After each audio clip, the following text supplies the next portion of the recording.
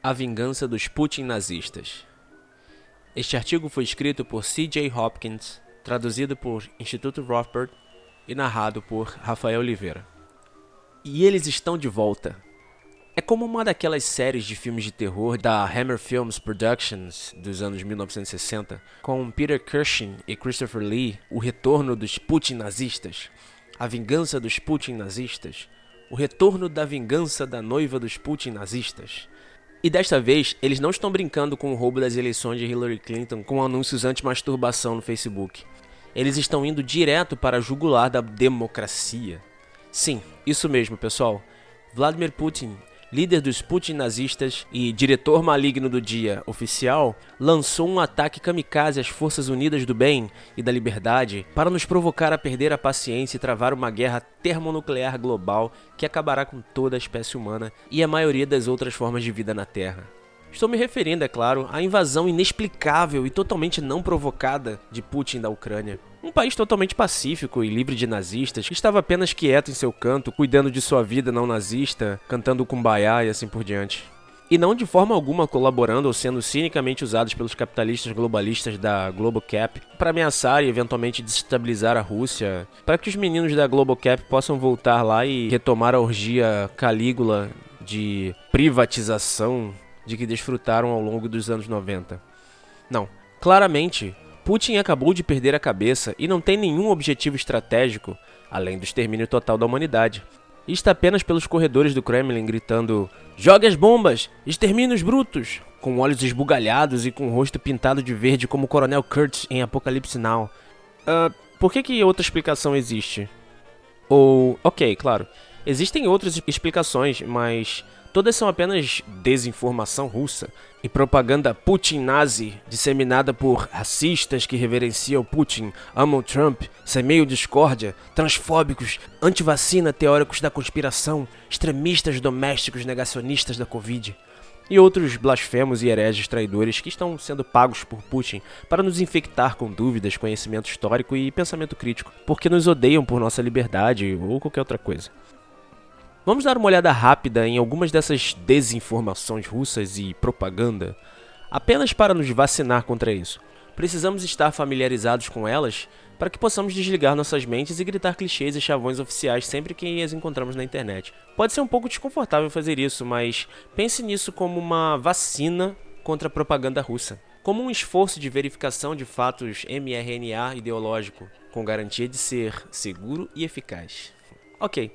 A primeira coisa que precisamos examinar, ou descartar, negar e fingir que nunca soubemos, é esse absurdo sobre nazistas ucranianos. Só porque a Ucrânia está cheia de neonazistas e os membros recentes do seu governo eram neonazistas, e seus militares têm unidades neonazistas, por exemplo, o notório Batalhão Azov, e tem um feriado nacional celebrando um nazista, e membros do governo penduram seu retrato em seus escritórios, e as milícias militares e neonazistas estão aterrorizando e assassinando russos étnicos desde que os Estados Unidos e as forças do bem apoiaram e encenaram uma revolução, ou seja, um golpe, em 2014, com a ajuda de muitos neonazistas. Isso não significa que a Ucrânia tem um problema nazista, afinal, seu atual presidente é judeu, né? Se um traidor mencionar os nazistas ucranianos, desligue sua mente o mais rápido que puder e acerte-os com aquele clichê de acabar com o pensamento. O presidente da Ucrânia é judeu? Ou todo o país tem nazistas? Essa é outra boa. A outra coisa que precisamos examinar, descartar e nunca mais pensar é o papel que as Forças Unidas do Bem desempenharam na orquestração dessa bagunça. Começando com os membros do governo dos Estados Unidos que executaram esse golpe em 2014, e com eles financiaram e trabalharam com neonazistas conhecidos. Não nazistas secretos dissimulados meia-boca, mas odiadores de judeus, nazistas que fazem a saudação Sieg Heil para fomentá-lo e, eventualmente, colocá-lo no poder. Tudo isso, é claro, é apenas propaganda russa, apesar do fato de ter sido minuciosamente documentado, não apenas pelos habituais fontes de teoria da conspiração, mas por porta-vozes oficiais das forças do bem, como a BBC, The Nation e até mesmo The Guardian. Se algum traidor Putin nazista mencionar esses fatos ou enviar links para os inúmeros artigos que documentam o golpe de 2014, novamente, desligue sua mente imediatamente e grite: História antiga! História antiga! e em seguida injete em si mesmo um enorme reforço de verdade verificada pela mídia das forças do bem. Eu recomendo o The Guardian e o The New York Times, mas se você quiser ir diretamente à fonte, basta seguir Ilya Ponomenko do Kyiv Independent no Twitter. Tenho certeza de que Ilya e seus irmãos de armas neonazistas do Azov Battalion irão limpá-lo de toda essa desinformação e propaganda Putin nazi. Ok, isso é suficiente inoculação por enquanto. Não queremos nos expor a muito dessas coisas, ou seremos responsabilizados por apoiar os nazistas errados. Felizmente, as Forças Unidas do Bem e da Liberdade estão censurando quase tudo e, no lugar disso, estão nos alimentando com histórias sentimentais, como aquela sobre o fantasma de Kiev, o piloto de caça ucraniano completamente fictício que abateu toda a força aérea putin-nazista enquanto dizia frases curtas como Bruce Willis no filme Duro de Matar. Como explicou o New York Times, histórias falsas como essa, ou aquelas sobre os mártires da Ilha Cobra que disseram aos russos para se lascarem, e depois foram trucidados por um esquadrão da morte Putin-nazista, mas depois apareceram vivos alguns dias depois, não são desinformação. E mesmo que sejam, não importa, porque são boas para o moral. E afinal, isso é o que importa. Se vamos derrotar esses Putin-nazistas e a praga apocalíptica imaginária e o Trump, e o terrorismo, e o extremismo doméstico, e a mudança climática, e o racismo, e o que quer que seja, precisamos manter as massas ocidentais agitadas em um estado perpétuo de histeria totalmente irracional e alucinada de ódio, como um episódio eterno de 2 minutos de ódio de Orwell de 1984. Realmente não importa quem as massas estão sendo instruídas a odiar essa semana. Os russos, os não vacinados, os terroristas, os populistas, os apologistas de Assad, os teóricos da conspiração, os antivacinas, os desinformacionistas, ou quem quer que seja. No final, há apenas um inimigo, o inimigo das Forças Unidas do Bem, o inimigo do império capital global supranacional irresponsável, ou Globocap, como gosta de chamá-lo. Esse inimigo Goldstein genérico da Globocap é um inimigo interno. A Globocap não tem inimigos externos. Domina todo o planeta. É um grande mundo capitalista globalista.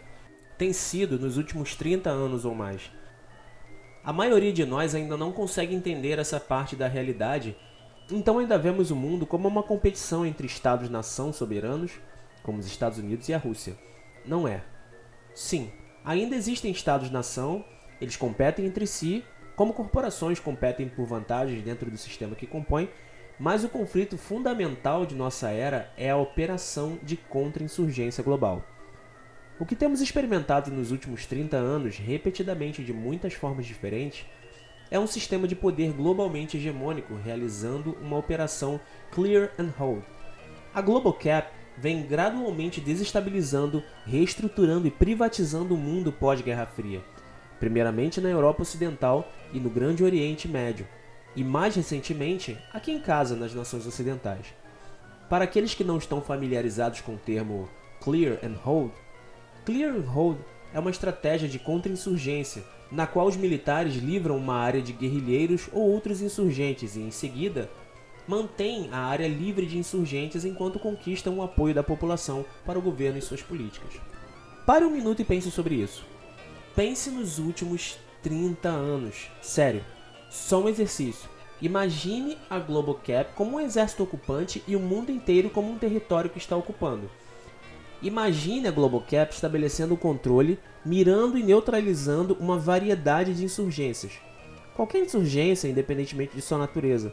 Toda e qualquer resistência à sua ocupação ou falta de apoio ao seu governo e políticas.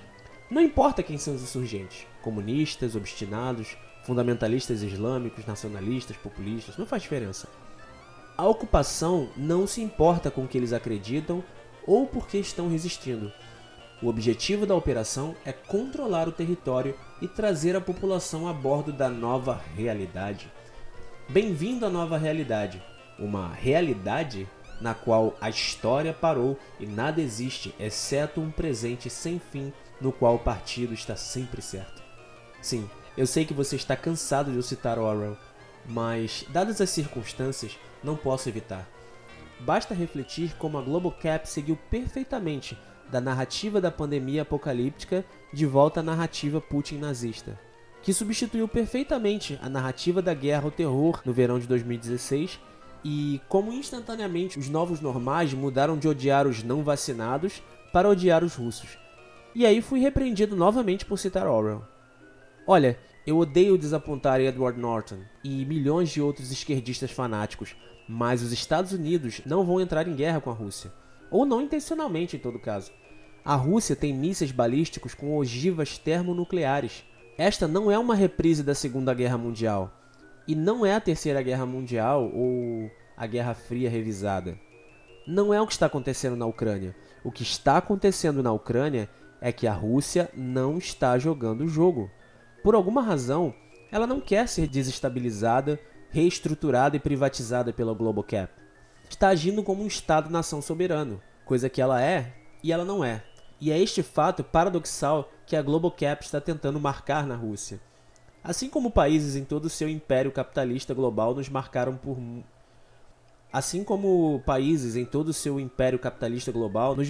pelos últimos 2 anos. Como Trudeau marcou aqueles manifestantes de Ottawa quando ele cancelou seus direitos e se tornou totalmente fascista. O que está acontecendo é que a Rússia está se rebelando contra a Global Cap e, diferentemente dos outros partidos rebeldes com os quais a Global Cap tem lidado recentemente, a Rússia tem armas termonucleares. Não estou tentando dizer para quem torcer. Torça pela Global Cap se quiser. Estou apenas pedindo a você, antes que você voe para Kiev e se junte à luta contra os Putin nazistas, ou faça papel de idiota na internet gritando por Armagedon nuclear, ou taque uma bomba em seu restaurante russo local, ou espanque uma pessoa de aparência russa para talvez parar por um momento ou 2 e tentar entender o que realmente está acontecendo e quem são os principais atores e onde os esforços da Global Cap para clear and hold todo o planeta estão inexoravelmente nos levando. Eu sei, isso é pedir muito hoje, mas não posso deixar de pensar em todas aquelas armas nucleares e a falibilidade dos seres humanos. E sim, todos os ucranianos não nazistas que vão sofrer e morrer desnecessariamente enquanto assistimos à ação na TV e torcer para que nossos personagens favoritos ganhem e assim por diante, como se fosse uma merda de um filme.